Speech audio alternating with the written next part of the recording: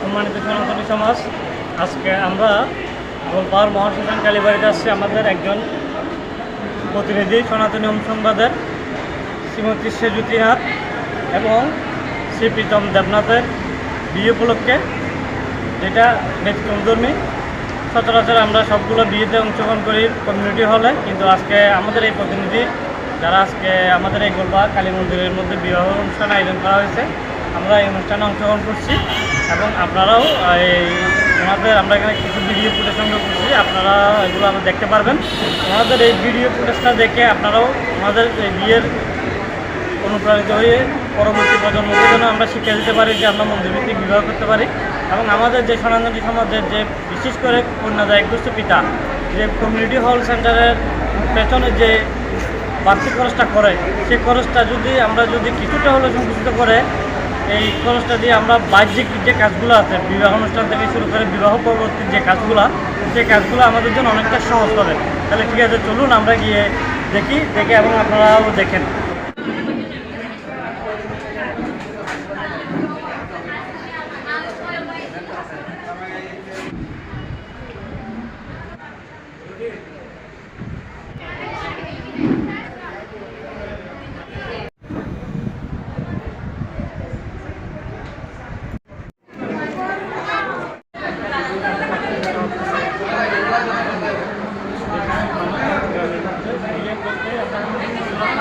Community hall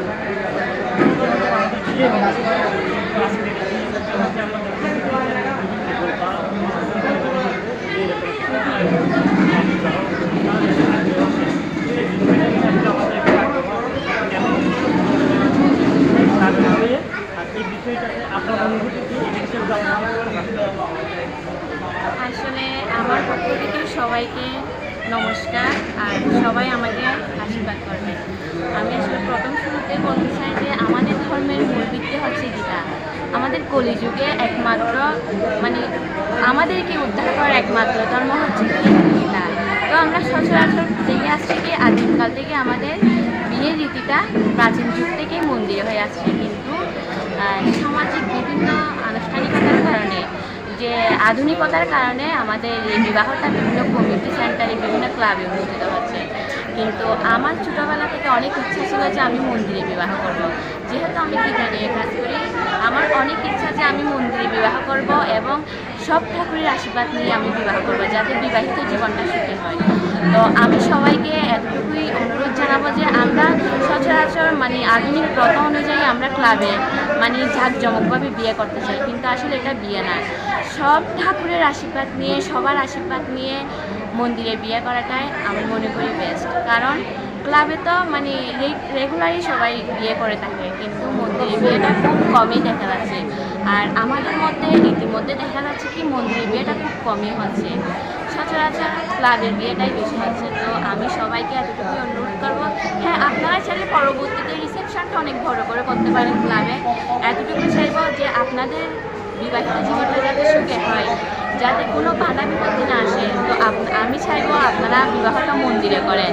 আর আমরা যেহেতু গীতা শিক্ষা নিয়ে কাজ করি, আমি সবাইকে এতটুকুই বলবো আপনারা সব সময় গীতা নিয়ে কাজ করবেন, বিভিন্ন অনুষ্ঠানের পাশে থাকবেন, বিভিন্ন গীতার অনুষ্ঠানের পাশে থাকবেন।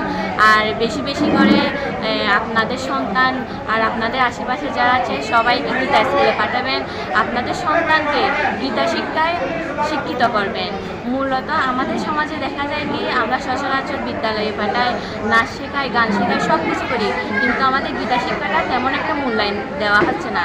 তো আমি চাইবো এগুলোর পাশাপাশি আমাদের ধর্মের মূল ভিত্তি হচ্ছে কি গীতা, আমাদের একমাত্র মুক্তির উপায় হচ্ছে গীতা। তো আমি চাইবো আপনারা যেহেতু স্কুলে পাঠাচ্ছেন, কিন্তু এটার চেয়ে সবচেয়ে উদ্যোগ হচ্ছে আপনার গীতা স্কুলে পাঠানো।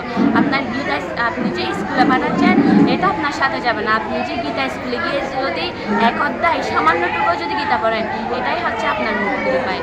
তো আমি সবাইকে অনুরোধ জানাবো যে আপনার সন্তানকে, আপনার আশেপাশে যারা আছে সবাইকে গীতা স্কুলে পাঠাবেন। আপনারা বেশি বেশি গীতা নিয়ে কাজ করবেন, গীতা পড়বেন, প্রতিদিন গীতা পড়তে না পারলেও একবার হলে গীতা দর্শন করবেন। আমার পক্ষ থেকে আমি সবাইকে এটাই অনুরোধ জানাবো। আর সবশেষে বলতে চাই যে আপনারা যদি আপনাদের বিবাহটা যদি মন্দিরে করেন, এটা হচ্ছে আপনাদের জীবনের সবচেয়ে বড় একটা সুন্দর জীবন। আপনারা পরবর্তীতে এটা সব ঠাকুরের আশীর্বাদ নিয়ে, সবার আশীর্বাদ নিয়ে আপনাদের জীবন কিন্তু অনেক সুখী হবে। তো সচরাচর আপনারা চাইলে রিসেপশনটা অনেক পরবর্তীতে অনেক বড় করে করতে পারেন, কিন্তু বিয়েটা তো এখন বর্তমানে কেউ করতে চায় না, কারণ আধুনিকতার কারণে মানুষ এখন বিভিন্ন কমিউনিটি সেন্টার ক্লাব এগুলো বেছে নিচ্ছে। তো আমি চাইবো আপনারা সব ঠাকুরের আশীর্বাদ নিয়ে, সব গুরুজনের আশীর্বাদ নিয়ে আপনারা বিবাহটা মন্দিরে করেন। আমার কিন্তু ছোটোবেলা থেকে অনেক ইচ্ছা ছিল যে আমি মন্দিরে বিবাহ করবো, সবার আশীর্বাদ নিয়ে, সব ঠাকুরকে প্রণাম করে আমি বিবাহ করব। তো ঠাকুর আমার এই ইচ্ছাটা পূরণ করছে। এই জন্য আমি মানে ঠাকুরের কাছে শত কোটি প্রণাম যে আমি যে ঠাকুরের চরণে এসে আমার নতুন জীবনটা শুরু করতে পারতেছি। এটা আমি মানে ঠাকুরের কাছে হাজার কোটি প্রণাম। তো আমি আর বেশি কিছু বলবো না। তো সবার পক্ষ থেকে নমস্কার, আর সবাই আমাকে আশীর্বাদ করবে।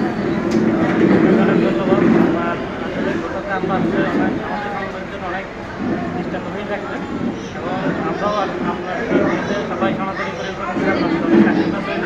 আমরা ভবিষ্যতেও চেষ্টা করবো আমাদের সমস্ত যারা বিভিন্ন সংগঠন সংগঠন হয় আছে সবগুলোতে আমরা চেষ্টা করবো আপনার এই ভিডিওটা আমরা উদ্দেশ্যে শুরু করবো। আপনার মাধ্যমে যেন সবাই অনুপ্রাণিত হয় এবং মন্দিরভিত্তিক বিয়ে যেন এই কথাটা আপনার মাধ্যমে যেন আমাদের সাথে আবার নতুন শুরু হয়। ধন্যবাদ আপনাকে।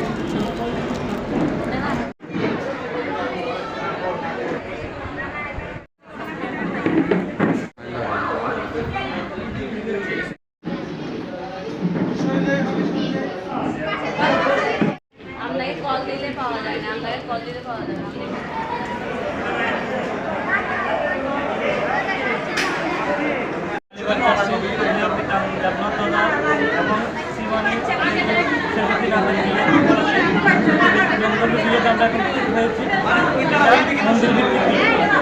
এই বিষয়টা নিয়ে আমি দাদার কাছ থেকে জানতে চাচ্ছি যে কেন আপনি বিয়ে করতেছেন।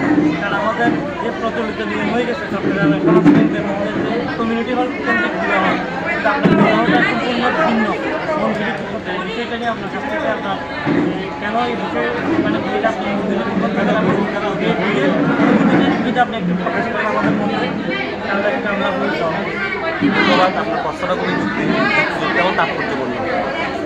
বিবাহ হচ্ছে ধর্মীয় বিধিবিধানের মধ্যে অন্যতম একটা অংশ আর কি, ঠিক আছে? তাহলে বিয়েটাকে আমরা কেন কমার্শিয়াল করি, বিয়েটাকে কেন আমরা একটা ডিজে পার্টি বানাবো? বিয়ে একটা সাত্বিক জিনিস, সুন্দর পবিত্র, যেটা আসলে আমার মতে মন্দিরে করাটাই ভালো। আপনি অনুষ্ঠানটা আপনি পরে একটা দিন করবেন, বিয়েটা মন্দিরে করাটাই ভালো, কারণ এটা একটা ধর্মীয় বিধিবিধানের মধ্যে পড়ে এবং এর চেয়ে পবিত্র আপনি আর কোথাও পাবেন না। আমার মতে এই কারণে আমি মন্দির বিয়েটা সবচেয়ে বেশি, এবং এই ধরনের বিবাহতে আমার মতে আমি না, সকল যুব সমাজকে, সকল পরবর্তী প্রজন্মকে এগিয়ে আসা উচিত, আমার ব্যক্তিগত মতামত। ধন্যবাদ।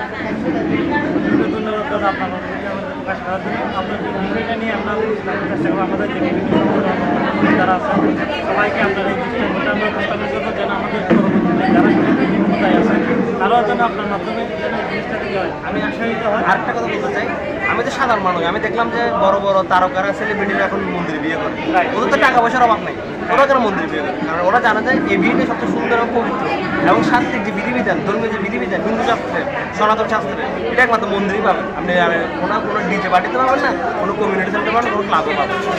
এখানে আমি প্রবেশ করার পর থেকে আমার মধ্যে একটা অন্য ধরনের পরিবর্তন আমি ফিল করতে পারছি, পবিত্রতাটা ফিল করতে পারছি। তো আমি নিজে অনুপ্রাণিত, আমি চেষ্টা সবাইকে আহ্বান করবো যে আপনারাও এই সিস্টেমে আসেন, এটা আমার একটা ব্যক্তিগত ধন্যবাদ। ধন্যবাদ দাদা। ভবিষ্যতে আমরা আপনার এই বিষয়টার জন্য আমরা ঠাকুরের কাছে প্রার্থনা করবো আপনারা ভবিষ্যতেও যারা আপনার এগিয়ে আসবে তারাও যেন ভগবানের জন্য আশীর্বাদ করতে হয়। আশীর্বাদ করবে।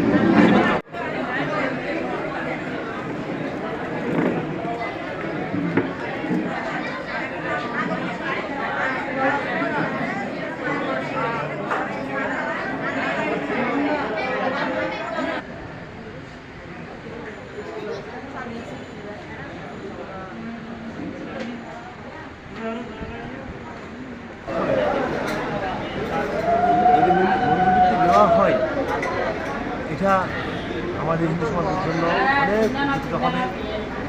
ক্লাবে না গিয়ে এই মন্দির প্রতিদিন দেওয়া হয়। আরও সবাই আজকে আমাদের নেত্রী রাঙ্গুনিয়ার শনিবার রাঙ্গুনিয়ার ইউনিয়নের নামাজের একজন সুযোগ্য নেত্রী, উনি যেভাবে রাঙ্গুনিয়ার মধ্যে নিজের শিক্ষা প্রসারের কাজ করেছেন এবং নারীদেরকে নিয়ে আমি ওকে ধন্যবাদ জানাই। এর পাশাপাশি আরও নারীরা যেন এগিয়ে আসে এতে কাজ করার জন্য আহ্বান করব এবং আমি সবাইকে অনুরোধ করবো আপনারা সবাই মন্দিরভিত্তিক বিবাহের জন্য